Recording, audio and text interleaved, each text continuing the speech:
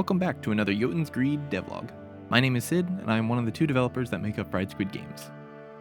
If you're unfamiliar, Jötunn's Greed is a single-player, fast-paced extraction looter where you grow your clan with the loot you acquire. It released in early access in October 2025, and you can find our full roadmap on our Steam page. Link will be in the description. This is the first major update of the game since the early access release. The main focus of it is to revamp the combat mechanics.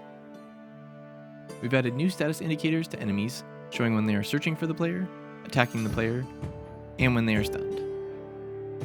We've added attack indicators to help the player know when an attack is coming. The enemy's weapon lights up, and a diamond-shaped icon appears in front of them.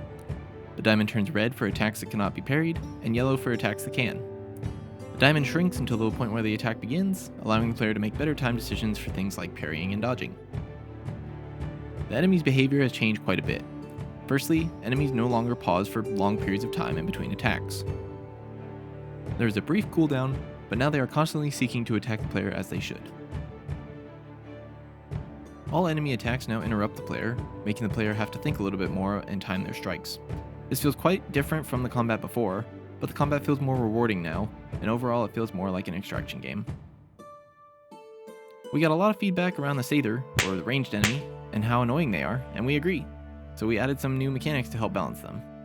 Ranged enemy projectiles can now be parried, sending the fireballs back at them. Reflected fireballs deal twice as much damage. The Sather now moves slower when shooting fireballs, making it much easier to catch up to them as they shoot at you. The Sather has a new ability where they can stop attacking the player and try to heal other nearby enemies. After channeling the ability for about 10 seconds, all nearby enemies will be healed to full health. This ability is interrupted when the Sather takes damage.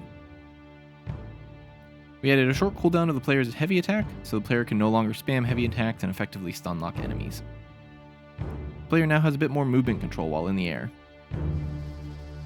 We added more visual effects to parried attacks to make them feel more impactful. Damage stats for axes, both one-handed and two-handed, were lowered slightly. They were a bit too powerful. That's all for now. If you like what you see here, be sure to head over to our Steam page, where you can add Jötunn's Greed to your wishlist, try out our free demo, or pick up a copy of the early access game for yourself or a friend. Link will be in the description. If you want to see more devlogs in the future, be sure to like, subscribe, and hit that bell button so you don't miss out on any future videos. Thank you so much. See you soon.